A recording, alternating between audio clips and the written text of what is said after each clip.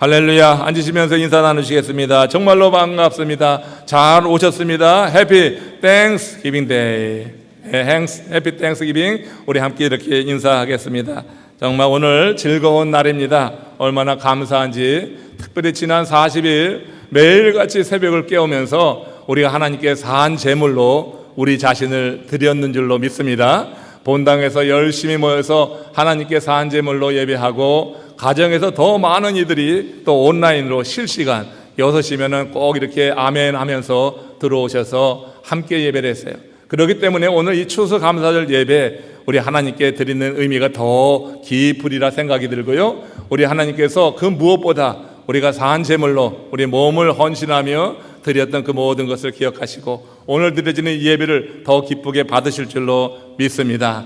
자, 추수감사절 우리 하나님 앞에 헌신하는 이 시간, 우리가 정말 온 마음과 뜻과 정성을 다해서 하나님 앞에 우리 자신을 드리며 다시 한번 나가는 그런 시간이 되길 원해요. 제가 이번 추수감사절 이 집회를 인도해 나가면서 그런 생각을 했어요. 신앙적으로 성숙하다고 하는 것이 무엇인가? 이번에 주제가 주의 말씀이 나를 살리셨습니다, 이거였습니다. 주의 말씀이 나를 살렸습니다. 매일같이 이 주의 말씀이 나를 살렸다고 하는 주제를 한번 같이 나누고 기도하고, 그러면서 우리 많은 성도들이 이제 말씀 안에 살아나고 그러면서 성숙되어지고 성장되었다고 하는 그런 고백을 듣게 될 때 목사로서 얼마나 기뻤는지 모릅니다. 다른 그 무엇보다 하나님의 말씀을 듣고 사모하고 기대하고 삶의 변화가 일어나되 신앙적으로 성숙해 간다고 하는 것은 정말로 듣기에 좋고 보기에도 좋은 일이에요. 이렇게 우리가 신앙이 성숙해 갈 때 우리가 성숙하다고 하는 것, 또 미숙하다고 하는 것, 이 차이가 무엇일까? 무엇이 신앙적으로 성숙과 미숙을 나누는가 한번 생각할 때 그것은 감사 생활과 관계가 있겠다. 우리가 정말 감사한다고 하는 것, 말씀으로 살아난 하나님의 사람은 작은 것에도 감사하는 줄로 믿습니다. 그러나 말씀으로 살아나지 않으면요, 큰 걸 받아도 감사하지 않고 그걸 당연한 것으로 여기는 이와 같은 상태에 놓이게 되더라고요. 여러분, 받기만 하는 사람들은요, 많은 것을 받아도 그것을 당연한 것으로 여길 뿐 거기에 대해서 진심 어린 감사로 하나님께 영광을 돌리지 않는다고 하는 것입니다. 그리고 하나 받지 못하면은 또 그렇게 원망이 많이 있잖아요. 그러나 말씀으로 살아나서 우리가 진심으로 주님 안에서 감사가 회복되어지고 성숙한 성도의 모습으로 이렇게 변화되어 갈 때 우리는 정말로 작은 것에도 하나님의 손길을 느끼고 우리 하나님께서 함께 하셨다고 하는 그런 믿음의 고백 속에서 하나님께 감사로 찬양 영광을 돌리는 줄로 믿습니다. 오늘 이 시간 예배에 참여하신 여러분들, 추수감사주일이에요. 얼마나 하나님의 은혜에 정말 감사했는가. 지난 한 해 되돌아볼 때 여러분 감사할 것이 많이 있었습니까? 그 감사를 되뇌이면서 그것이 크든 작든 하나님께 진심 어린 마음으로 오늘 감사합니다, 이렇게 고백하며 주님 앞에 나갔으면 참 좋겠다고 하는 거예요. 오늘 본문 말씀에서 우리는 이 감사를 잃고 하나님께 불평하고 그들의 리더인 모세를 향하여서 대적했던 이스라엘 백성들의 그 모습을 봅니다. 오늘 이 모습에서는 감사를 모르고 미숙한 상태에서 그들에게 하나님이 베푸신 것이 정말로 놀라운데, 너무너무 큰 일인데 400여 년 종살이 하던 그들에게 하나님께서 해방시켜 주시고 자유를 주셨음에도 불구하고 50여일 동안 그들의 상황이 좀 바뀌어서 광야로 나와서 살면서 먹을 음식이 좀 부족하고 그들의 삶이 불편했을 때 그들이 감사가 사라지고 얼마나 많은 불평을 놀아넣는지, 그들을 이끌어내기 위해서 하나님께서 그 애굽에서 일으키신 그 10가지 그런 기적의 역사들, 홍해를 마른 땅까지 걷게 하신 그 놀라운 기적이 있음에도 불구하고 이 이스라엘 백성들은 광야로 나와서 그들이 자유하게 된 것, 종에서 노예에서 자유인이 된 것에 대한 감사를 잃어버리고 조금 불편한 삶 속에서 얼마나 많은 불평을 쏟아내는지, 그 불평을 통하여서 그의 미숙함을 보고, 내가 미숙함을 보고 거기 머물라고 하는 것이 아니라 이스라엘 백성들의 그런 미숙한 모습 속에서 우리가 성숙하게 되어져 가는 그 지혜를 오늘 말씀에서 같이 나누는 가운데, 이 추수감사절에 하나님께서 우리를 이제 생각하시고 우리에게 복 주시기 위해서 주시는 말씀 속에서 감사하는 하나님의 사람들 되기를 주의 이름으로 축원합니다. 그럼 이스라엘 백성들의 그 미숙한 모습이 무엇인가? 감사하지 못하고 감사하는 일에 대해서 마땅하게 여기고, 그리고 조금 그에게 없을 때, 늘 받을 때는 감사하지 못하고 하나 받지 못했을 때 그렇게 불평이 많았던 그들의 그 미숙한 모습을 오늘 보면 출애굽기 16장 3절에서 함께 같이 나눕니다. 같이 합독하겠습니다. 우리가 애굽 땅에서 고기 가마 곁에 앉아 있던 때와 떡을 배불리 먹던 때에 여호와의 손에 죽었더라면 좋았을 것을 너희가 이 광야로 우리를 인도하여 내어 이 온 회중이 줄여 죽게 하는도다. 여러분, 그들이 정말 그 애굽 땅에서 고기 가마 곁에서 고기를 배에 터지게 먹고 그렇게 떡을 그렇게 많이 먹었습니까? 아니, 어떤 주인이 노예에게 그렇게 많은 음식을 줍니까? 그런데 그들이 지금 현재 애굽에서 나와서 광야의 이런 불편한 상황, 그리고 그 광야에서의 그런 음식의 부족함, 이 속에서 그들은 과거 애굽에서 노예가 됐더라도, 종으로 살아도 거기에서 먹을 거 먹었던 그것을 이렇게 과장해서 고기를 먹고 떡을 먹고 그렇게 배부르게 먹을 것을 생각하면서 우리 이 모세를 향하여서 왜 우리를 이끌어내어서 이 광야에서 죽여 죽게 하느냐, 이렇게 불만을 쏟아내고 있는 것입니다. 여러분, 하나님은 그런 억지에도 불구하고 그들을 책망하지 않고 일단 그들의 요구, 그들의 필요를 오늘 본문에 보니까 채워주시더라고요. 하나님께서는 그들이 그 애굽에서 광야까지 나온 그 사실 하나를 정말 크게 보신 것 같아요.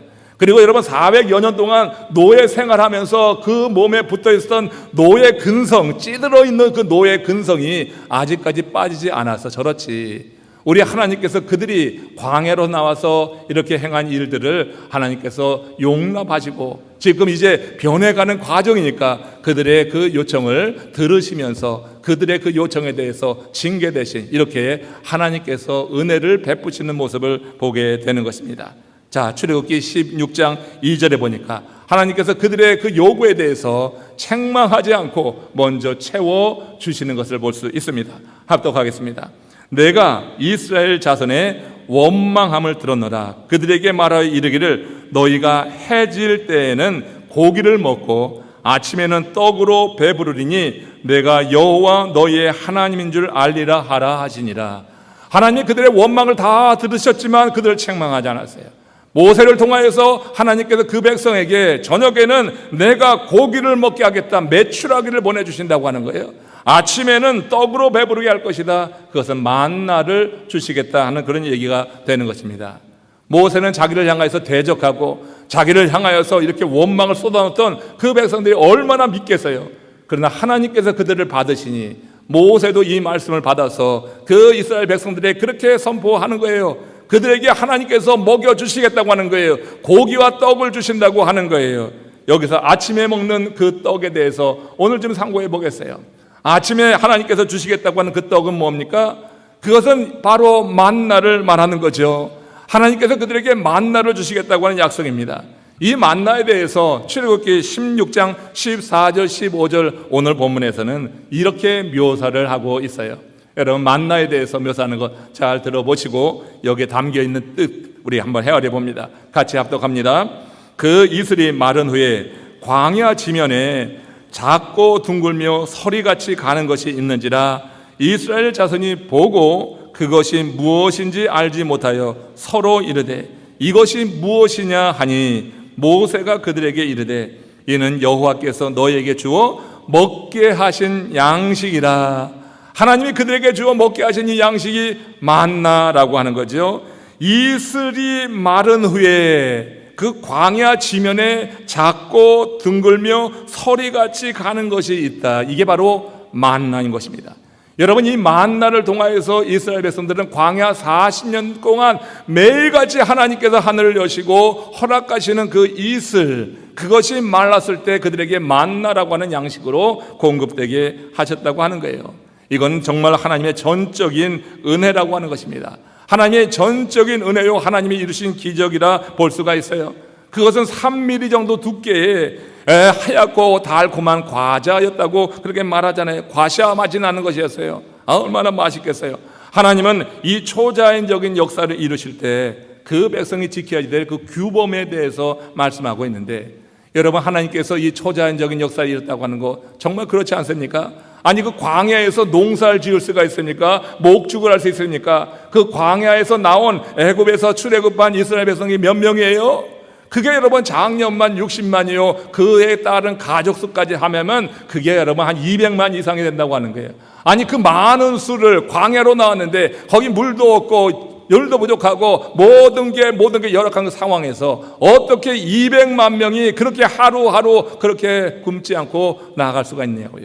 하나님께서 초자연적인 역사를 이루신 일인 줄로 믿습니다. 하나님께서 이루신 그 일이에요. 이것은 사람이 이룰 수 있는 일이 아니고 정말 하나님께서 이룬 일이라 그렇게 생각하며 감사해야 됐는데 그들이 이런 감사를 잊고 그 애굽에서 고깃가마 곁에 있었던 일들, 거기서 먹었던 떡을 생각하면서 이것보다 그것이 낫지 않았는가 하면서 그렇게 모세를 향하여 불평하고 있어요.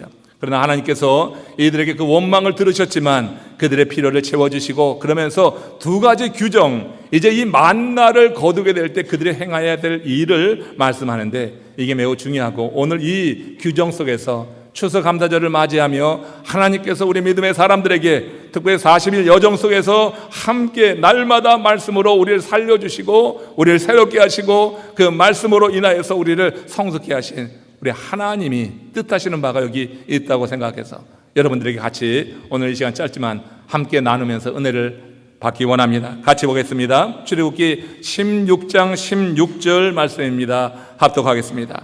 여호와께서 이같이 명령하시기를 너희 각 사람은 먹을 만큼만 이것을 거둘지니 곧 너희 사람 수요대로 한 사람의 한 오멜씩 거두되 각 사람이 그의 장막에 있는 자들을 위하여 거둘지니라 하셨느니라. 한 사람에게 한 오멜씩을 거두라. 하나님께서 여기서 이렇게 규정해 주신 양이 있습니다. 그리고 그것을 거둘 때 매일같이 거두라고 하는 것입니다. 여러분, 하나님은 이 일을 통해서 그 백성에게 보기 원하셨던 두 가지 모습이 있다고 하는 거예요. 하나님께서 이렇게 매일같이 만나를 거두라고 하는 것, 그것도 한 오멜씩 거두라고 하는 것, 이어서 하나님께서 말씀하시고자 하는 그 중요한 메시지가 무엇인가? 저는 두 가지를 먼저 설명하는데 그것은 하나님의 말씀에 대한 신뢰라고 하는 것입니다. 하나님의 말씀에 대한 신뢰, 그리고 그 말씀을 신뢰함으로 말미암아 하나님께서 그 200만의 그 이스라엘 백성들을 거룩한 믿음의 공동체로 만들어 가려고 하는 하나님의 뜻이 이 명령에 담겨 있다고 하는 거예요. 하나님께서 한 사람 앞에 얼마씩 거두라고 했어요? 한 오멜씩. 여러분, 그 광야에 몇 명이 있어요? 200만 명 이상이 있는 거예요. 여러분, 하나님이 허락하신 그 많은 만나, 그 밤이 지나는 동안 이슬을 내리시고 이슬이 말라서 이렇게 하얀 만나로 변하게 하셨을 때 하나님께서 어떻게 양을 측정하셨을까? 저 그런 생각이 들더라고요. 여러분, 하나님께서 한 사람 앞에 한 오멜씩 거두라고 하는 것은 하나님께서 이 애굽에서 나온 이스라엘 백성들 그 수를 보시며 그들에게 맞는 양을 주셨다고 생각해요. 하나님께서 넘치게 해주시고 그리고 그렇게 많은 것을 허비하지 아니하시고 200만 명 이상이 그것을 먹을 수 있는 양을 주셨는데 한 사람에게 나눠 보니까 그게 한 오멜이 아니냐, 이런 생각을 하는 거죠. 그러니까 한 사람의 한 오멜씩 주어졌다고 하는 것은 그렇게 먹어야지 나머지 모든 사람들이 같이 나눌 수가 있다고 하는 거예요. 여러분, 한 오멜이 아니라 한 사람이 5오멜, 10오멜을 이렇게 취하게 된다고 하면은 그러면 그 많은 사람 가운데 그 만나를 얻지 못하여서 그날 굶는 사람도 있을 거라고 하는 생각이 들지 않아요? 하나님께서 어떻게 그 양을 측정했을까? 어떻게 그 양을 측정했을까? 하나님께서 남은 것을 다 썩어두게 하기 위해서 넘치도록 주시는 게 아니라 그 인원에, 그 백성에게 맞는 만나를 주셨다고 하는 것을 먼저 생각해 보면은 우리 하나님께서 이 명령을 통하여서 그 백성들에게 보기 원하는 것, 하나님의 말씀을 신뢰하고 그날 먹을 그 양식 한 오멜씩만 거두라고 하는 것입니다. 한 오멜씩을 거두어 드려라. 그러면 다음 날에 또 그들에게 하나님이 허락하실 것을 믿고 기다리면서 한 오멜을 거두라고 하는 하나님 말씀을 신뢰하라고 하는 거예요. 여러분, 우리가 이 말씀에서 그러나 이스라엘 백성들이 어떻게 했습니까? 그들이 여러분 그 애굽에서 하던 습관대로 노예 근성에 찌들어 있어가지고 말이에요. 그래서 먹을 것만 보면 먼저 취하는 거예요. 있을 때 먹어야지 하는 그런 심리가 있었다고 하는 거예요. 많은 사람들이 한 오멜씩 거두지 않고 음식이 있을 때 취해서 이제 쌓아두고 먹어야지 하는 그런 욕심이 있었다고 하는 거죠. 그 욕심이 결국 어떻게 돼요? 그들의 욕심으로 인해서 먹지 못할 일도 발생하게 되면 그 공동체가 여러분 이렇게 기울게 되면서 하나님께서 기뻐하시는 선민 공동체로 준비되어지는 것이 아니라 그 안에서 또 갈등이 일어날 수 있고 더 많이 가진 자들에 대한 불만이 있고 여러 가지 부작용이 나타날 수 있다고 하는 거죠. 하나님께서 어떻게 200만을 측량해서 그렇게 이슬 같은 만나를 허락해 주실까? 한 오멜씩이라고 하는 이 말 속에서 하나님께서 그들에게 전하고자 하는 메시지를 우리가 분명히 들어야 돼요. 그들은 불안해서 그렇게 한 오멜 이상을 거두어 드렸을 수도 있습니다. 또 오늘 하루 일하고 내일 일하지 말아야지, 오늘 일하고 내일은 쉬어야지 하는 그런 자기의 생각으로 한 오멜 이상을 거두어 드릴 수도 있었을 거예요. 어떤 경우이든지 그들은 하나님이 말씀을 그들이 귀담아 듣지 않았다고 하는 거예요. 모세를 통하여서 선포한 하나님의 말씀을 귀담아 듣지 않고 그 말씀에 청종하지 않으니까 자기 생각과 욕심에 이끌려서 한 오멜이 아니라 더 많은 오멜을 거두어 드리는 이런 일들이 그들 가운데 있었다고 하는 것. 그들은 자기 욕심에 이끌려서 선민 공동체를 만들어 가시고 모두가 다 함께 힘을 얻고 다시 그 광야를 행군해 나가도록 도우려 하시는 하나님의 뜻을 따르지 않았다고 하는 것입니다. 여러분, 우리 남풀 공동체, 우리 하나님께서 이렇게 우리를 불러 모아 주셔서 우리가 서로 격려하고 서로 힘을 주면서 함께 다 영적으로 잘 돼야 될 줄로 믿습니다. 어느 한 사람 처지지 말고 모두가 다 하나님의 말씀으로 살아나기를 주의 이름으로 축원합니다. 우리 모두가 다 교회에 와서 힘을 얻고 가야죠. 우리가 서로 이렇게 세워주지 않으면 서로 없는 이들을 생각하고 같이 국리를 여기고 같이 살려고 하는 그런 마음이 없다고 하면 이 공동체에 같이 굳이 와서 여기서 예배 드리기보다 아예 집에서 혼자 온라인으로 예배하지, 뭐 가봤자 뭐 그런 사람도 못 느끼고 가봤자 거기에서 뭐 특별한 것도 없는데 그냥 혼자 예배하고 말지, 이런 식으로 여러분 바꿔갈 수 있는 거예요. 3년 동안 이 상대적 거리에 두면서 많은 이들이 온라인에 지금 익숙해져 가면서 더욱더 이것이 더 고착화되지 않을까 걱정이 되고 있는 것이 현실입니다. 우리 남풀의 공동체에서 여러분들이 오며 가며 들며 나며 하나님의 은혜를 여러분 모두가 서로 같이 느끼고 그렇게 하나님의 은혜를 서로 나누는 그런 이 믿음의 공동체 주인이 되시기를 축원합니다. 나 혼자 먹고 잘 사는 게 아니라 함께 잘 살아가도록 하나님께서 이렇게 하루 한 오멜의 만나를 거두게 하시면서 그 공동체에 이렇게 하나님 보기 원하셨다고 하는 것. 조지 부시 대통령 아시죠? 그 어머니가 그 아들 조지 부시를 정말 신앙적으로 잘 양육하려고 애썼던 거 여러분 기억하십니까? 하루는 그 어린 조지 부시가 학교에서 돌아오더니 엄마한테 크게 소리치는 거예요. 엄마, 나 오늘 홈런 쳤어. 야구부에 있었던 그 아들이 홈런 쳤다고 자랑을 하며 들어오는 거예요. 근데 그 이야기를 들었던 엄마, 아들은 엄마에게 인정받고 칭찬받으려고 했는데 그 엄마가 그러냐 하고 잠시 그 말을 받아주더니 그 다음에 하는 말이 이거였어요. 그런데 너의 팀은 어떻게 되었니? 내 팀은 어떻게 되었니? 사실 그 팀은 졌던 거예요. 그러나 이 아들은 홈런 쳐서 자기 혼자 좋은데 그 좋고 기분 좋은 걸 엄마한테 말하고 칭찬 듣기 원했어요. 여러분, 다른 팀원들은 우울한 거 아니에요? 혼자 홈런 쳤다고 좋아하는 게 아니라 함께하는 그 공동체의 일원을 생각하라고 하는 교육을, 그렇게 산 교육을 짓고 그때 그 받았던 인상이 나이가 들어가지고도 계속 그 어머니의 그 말이 생각난다고 하는 얘기를 들어봤어요. 여러분, 함께하는 믿음의 공동체에 여러 성도님들이 함께 즐거워하는 그런 공동체로 만들어 가도록 우리가 서로 배려하고 서로 함께 이끌어주고 격려하는 가운데 우리 공동체가 정말 하나님이 함께 하시는 은혜가 모이는 공동체 되기를 주의 이름으로 축원합니다. 한 오멜씩 거두라 하는 이 말씀에서 저는 그런 생각을 해보면서 들었다고 하는 것이죠.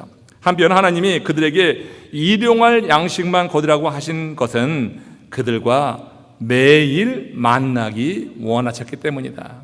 매일 만나기 원하시기 때문에 일용할 양식만 거두라.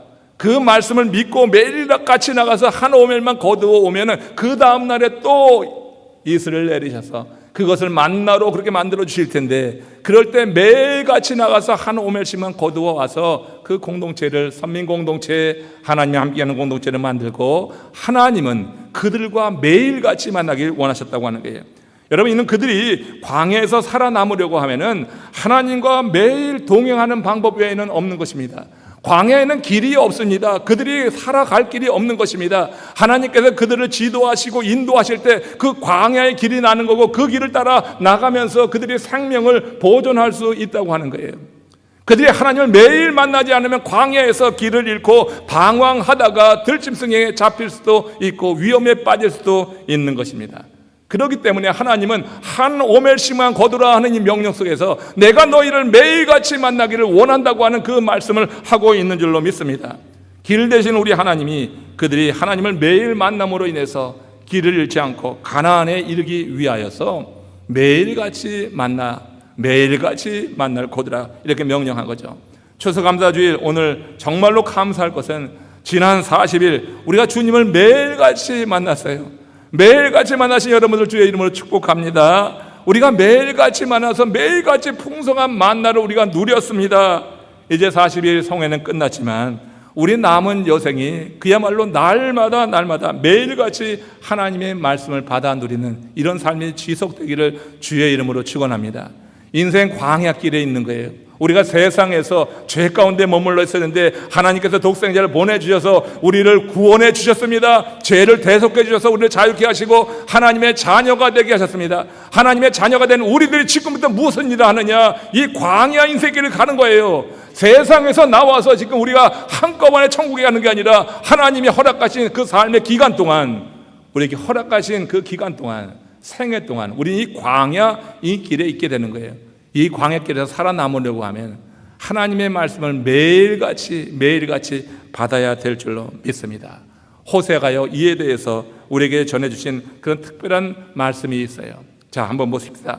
호세아 14장 5절에서 7절 말씀입니다. 우리가 매일같이 그 하나님의 은혜를 누리려고 하면은, 하나님을 만나려고 하면은 우리가 하나님을 이렇게 인식하고 이 하나님께 나오는 것이다. 같이 합독하겠습니다. 내가 이스라엘에게 이스라엘과 같으리니 그가 백향과 같이 되겠고 레바논 백향목 같이 뿌리가 바뀔 것이다. 그의 가지는 퍼지며 그의 아름다움은 감람나무와 같고 그의 향기는 레바논 백향목 같으리니 그 그늘 아래에 거주하는 자가 돌아올지라. 하나님이 지금 뭐라고 자기를 소개하고 있어요? 내가 이스라엘에게 이스라엘과 같으리니. 여러분, 그들이 하나님을 만나는 것은 이슬 같은 하나님을 만나는 거예요. 이슬은요 매일같이 오는 겁니다. 밤을 지나면서 어둠 속에서 이슬이 내리고 그 아침에 이슬을 느낄 수가 있는 거예요. 매일같이 내리는 게 이슬이라고 하는 거예요. C.S. 루이스라고 기독교의 대저자라고 할 수 있는데 그가 기독교의 독특성에 대해서 이렇게 말합니다. 그건 하나님의 은혜 아래 있는 것이다.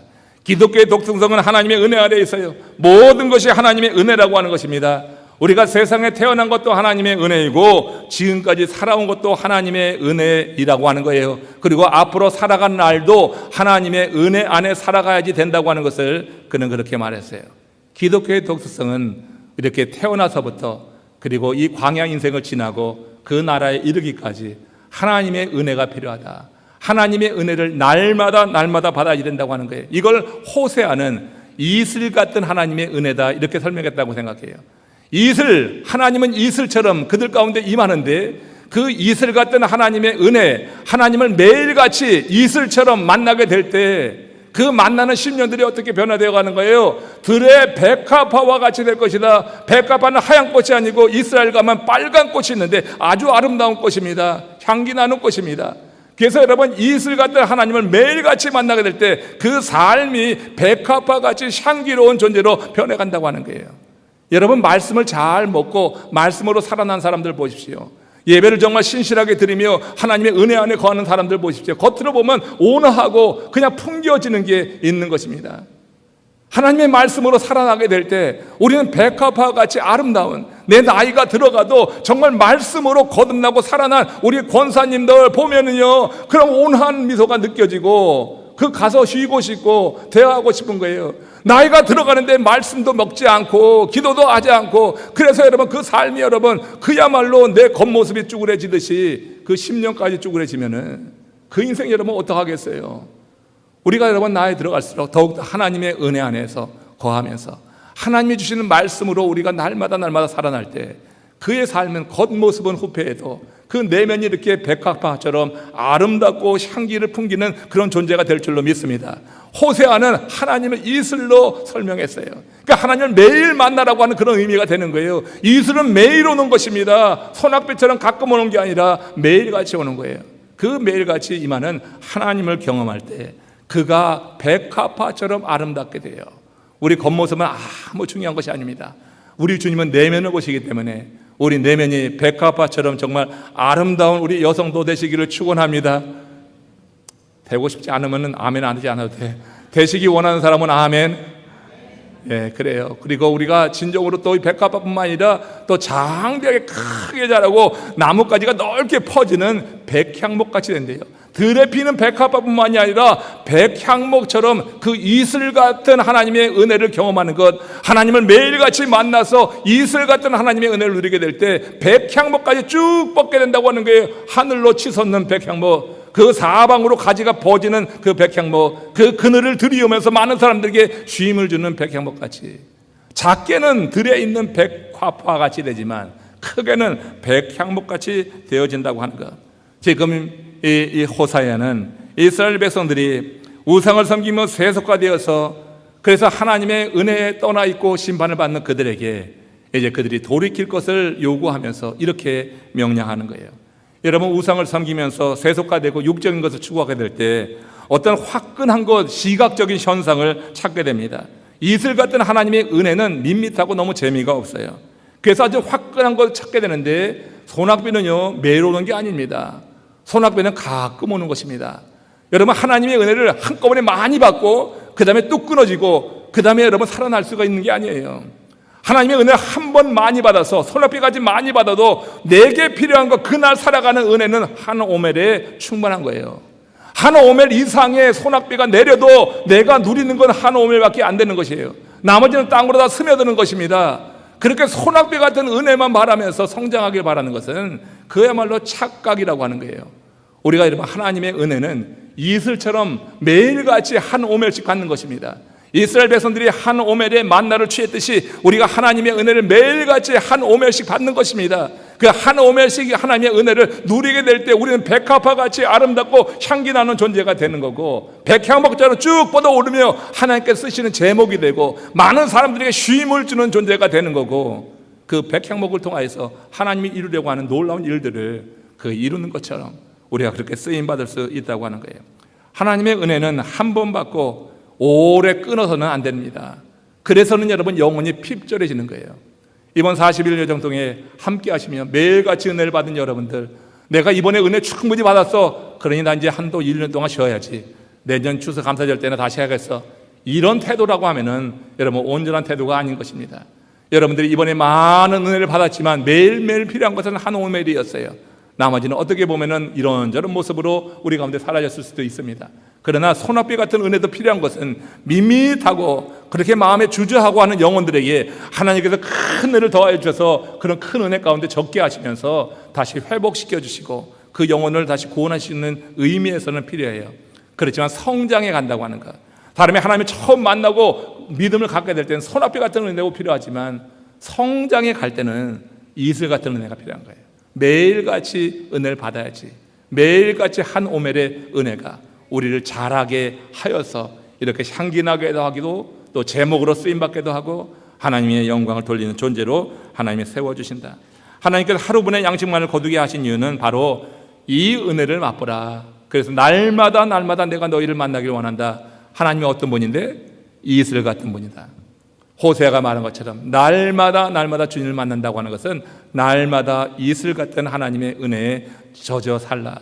그럴 때 알게 모르게 어느 순간인가 이렇게 크게 자라기도 하고 어느 순간인가 그 인격이 성숙해지고 그 삶을 통해서 많은 사람들에게 영향을 주고 향기를 드러내는 백합화가 되고 백향목이 된다고 하는 거예요. 여러분, 은혜를 이슬같이 받는다고 할 때 그것이 소낙비를 맞을 때처럼 느낌이 없을 수 있죠. 이슬은 소리 나고 오지 않더라고요. 소낙비는 오면은 그냥 금방 알죠. 소리가 나니까.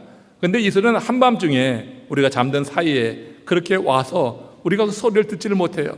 잠이 들어서도 그렇지만 이슬이라고 하는 것이 소리 나게 오는 것이 아니라고 하는 것입니다. 이슬은 빗물에 양같이 많은 것이 아니에요. 느낌이 팍 오지 않아요. 그러나 그 이슬이 우리를 살리더라. 이런 은혜를 지속받게 되는 것, 그것이 하나님의 은혜요. 그런 사람을 통하여서 하나님께서 놀라운 일을 일으키신다고 하는 건데, 그 증거를 한번 보겠습니다. 매일같이 어려서부터 하나님을 만나는 것이 습관이 되었던, 이슬 같은 하나님을 만나고 하나님의 지도를 받았던 다윗, 그 다윗의 이야기예요. 다윗이 하나님께서 축복하시니 백향목까지 치솟아 오르는 그 모습을 한번 봅시다. 역대상 18장 6절 말씀입니다. 같이 합독합니다. 다윗이 다메섹의 아람에 수비대를 두매 아람 사람이 다윗의 종이 되어 조공을 바치니라. 다윗이 어디로 가든지 여호와께서 이기게 하시니라. 하나님은 말과 병거 대신에 이슬 같은 하나님의 은혜를 사모했던 다윗과 함께 하셔서 어디를 가든지 이기게 하시는 거예요. 이때쯤에는 벌써 이 다윗이 백향목까지 큰 거예요. 이미 어려서 아버지의 양을 칠 때부터 하나님의 은혜를 날마다 경험했잖아요. 양 치면서. 그러다가 청년기에 그 골리앗과 맞서서 거기서 하나님의 이름으로 칼과 단창 들고 오는 골리앗을 제압해 버렸어요. 그러면서 계속 자라가는 거예요. 여러분, 이 백향목까지 자라가는 다윗의 모습이 보이잖아요. 어렸을 때부터 그렇게 쭉쭉 자라가게 되는 것입니다. 이런 이 다윗이 그 모든 인생에 함께 하신 하나님의 은혜를 생각하면서 아름다운 시를 많이 썼는데, 그 중에 대표적인 시가 시편 23편 아닙니까? 여기서 보면은 이 다윗이 하나님을 목자로 비유해요. 목자로 비유하는 이유가 있는 것입니다. 여러분, 자신을 양으로 하나님을 목자로 비유한다고 하는 것은 자신이 목자 대신 하나님을 매일 만나야지 살 수 있는 존재라고 하는 거예요. 양은 목자를 매일 만나야지 양이 그 목자가 주는 그런 꼴을 먹고 목자가 이끄는 쉴만한 물가로 가고 하면서 그 양은 살아나는 거예요. 하루도 목자를 만나지 못하면 그 양은 짐승이가 잡혀 죽을 수가 있는 거예요. 매일같이 목자를 만나서 목자의 인도하심을 받게 될 때 그 양은 살아요. 양이라고 하는 짐승의 본성이 그런 겁니다. 목자 없이는 그는 죽은 목성과 같다고 하는 거예요. 지금 다윗이 하나님은 나의 목자시니 내게 부족함이 없으리로다, 이렇게 노래하는 게 시편 23편이잖아요. 그 목자의 인도하심에 따라서 다윗은 쉴 만한 물가로 가고 또 푸른 초장으로 간다고 했어요. 그리고 더 나아가서는 목자가 나를 인도하면 어디까지 갑니까? 사망의 음침한 골짜기도 가는 거예요. 왜? 목자를 믿으니까, 목자의 말을 신뢰하니까, 목자가 나를 가장 선한 곳으로 이끈다고 하는 믿음이 있으니까 쉴 만한 물가로 갈 때만 쫓아가는 게 아니에요. 푸른 초장으로 갈 때만 쫓아가는 게 아니라 나를 사망의 음침한 골짜기로 이끄는 것 같을 때라도, 그때라도 그의 음성을 따고 이 양은 목자를 따라 간다고 하는 거예요. 여러분, 이런 의미에서 다윗은요, 날마다 이슬같이 임하시는 하나님을 만나고 그 은혜 가운데 거했다고 하는 거예요. 이슬 같은 은혜를 받았던 그를 하나님이 도우시고 향기 낼 뿐만 아니라 그를 백향목까지 세우시는 것이 바로 역대상 16장에 있는 18장의 이 말씀이 아닌가 생각해요. 다윗이 다메섹에 아람에 말이에요, 수비대를 두었다고 하는 것은 그 당시에 북방으로 그 영토가 확장되었다고 하는 거예요. 백향목의 가지가 넓게 번져나가시니 그의 영토가 저 북방까지 확장되었다고 하는 거예요. 당시 이스라엘이 아람을 지배했다고 하는 사실 자체만도 대단히 놀라운 거예요. 그 아람에 예전에는 나만 장군이 있었던 강대한 나라거든요. 근데 이 아람을 접수한 거예요. 그러니까 거기에 수비대를 두었으니까 그의 영향력이 저 북방까지 올라갔습니다. 이게 다가 아니었어요. 하나님만 의지했던 그 하나님께서 그를 도우셔서 남방까지 그 지경을 넓혀주십니다. 역대상 18장 13절 말씀입니다. 같이 읽겠습니다. 다윗이 에돔에 수비대를 두매 에돔 사람이 다 다윗의 종이 되니라. 다윗이 어디로 가든지 여호와께서 이기게 하셨더라. 이 말씀은 역대상 16장 말씀과 비교해 볼 때 나라 이름만 바뀐 것입니다. 그러니까 아람이 에돔으로 바뀐 것이에요. 이는 하나님께서 평생 이슬 같은 은혜를 받은 다윗의 그 백향목 가지가 번져나가듯이 그의 지경에 영향력을 번지게 하셨다고 하는 거예요. 북으로는 아람까지, 남으로는 에돔까지 뻗어나게 하셨다고 하는 것, 하나님이 이루신 일입니다. 사방 어디를 가든지 승리를 주셨던 것. 그래서 다윗은 그때쯤 돼서는 그 존재 하나만 가지고도 세상에 영향을 미치는 사람이 되었어요. 그 존재에 대해서만, 다윗의 이름만 들으면 벌벌 떠는 그 이웃 지방에 그런 이방 나라들이 많이 있었고, 다윗에게 와서 복종하고 종이 되겠다고 하는 그런 나라들도 같이 줄을 잇게 되고, 다윗의 존재만으로도 영향력을 정말로 널리 번지면서 하나님께 영광을 돌렸던 사람이에요. 여러분, 아이유라고 가수 아시죠? 여기 있는 연령대에 계신 분들은 많이 모르겠지만 한국에서 가장 유명한 가수가 아이유라고 하더라고요. 저도 잘 몰랐어요. 근데 그 가수가 가을 아침이라고 하는 노래를 불러서 히트를 쳤습니다. 그 노래가 사실은 30년 전에 양희은이 불렀다고 합니다. 근데 그때는 히트를 치지 못했는데 아이유가 그것을 리메이크해서 부르면서 크게 히트를 치게 된 거예요. 그 노래 가사가 이런 거였어요. 아침 일찍 약속대에서 물을 떠오는 아버지, 그리고 주방에서 아침 식사 준비하느라고 들그럭대고 있는 어머니가 계시고, 늦게 일어난 그런 등성에서 나오는 그 아들이 이렇게 등장하고, 그 집 하늘이 열려있는데, 지붕으로 하늘이 열려있는데 그 열려진 하늘로 고추 잠자리가 날아다니는 그런 풍경, 가을 풍경을 노래한 거예요. 얼마나 정겨운 가사인지 몰라요. 근데 이 곡을 이 아이유가 노래할 때 높은 목소리로 고음으로 부르지 않고 그 곡에는 아주 현란한 전자음도 입히지 않은 거예요. 아이유의 목소리 하나가 두드러지게 그 목소리 하나로 이끌어가는 곡이라고 하는 거예요. 한 유명한 칼럼니스트가 그 곡을 이렇게 평가했습니다. 아이유가 어떤 얘기를 하더라도 세상은 이제 들을 준비가 되어 있다. 이미 그는 시장의 권력자이다. 아이유는 어떤 얘기를 하더라도 세상을 설득할 힘이 있다. 그 힘을 선한 의지로 드러낸 것이다. 그래서 그녀 또래 음악 팬들의 삶이 조금은 더 깊어지고 풍요로워진 것이다. 이렇게 여러분 평을 했더라고요. 제가 그 평을 읽으면서 생각을 했던 것입니다. 어떤 분야든 성공을 꿈꾼다고 하면 우리도 그 이유가 분명해야지 되겠다. 이 말에서 찾아볼 수 있겠다는 생각이에요.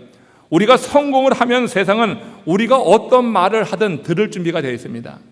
우리가 성공을 하면 우리가 무슨 말을 하든 들을 준비가 되어 있어요. 무시하지 않고 귀를 기울이는 것입니다. 그때 그 자리에서 우리가 진리의 말씀과 하나님의 은혜를 전할 목적으로 성공을 꿈꾼다고 하면 그 성공은 정욕을 위한 꿈이 아닐 것입니다.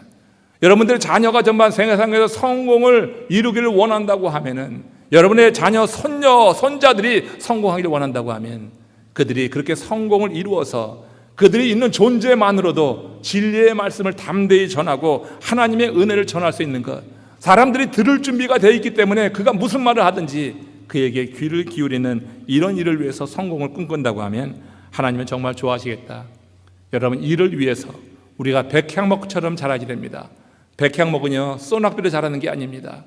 호세아가 분명히 말씀했습니다. 백향목은 이슬 같은 은혜로 자라는 것입니다. 하나님을 매일 만나는 그런 사람이 그 하나님으로부터 이슬 같은 은혜를 받을 때 그 심령을 하나님께서 백향목같이 이렇게 솟아오르게 하시는 줄로 믿습니다. 그 대표적인 인물이 다윗이었던 거예요. 다윗을 하나님께서 들어 쓰신 것입니다.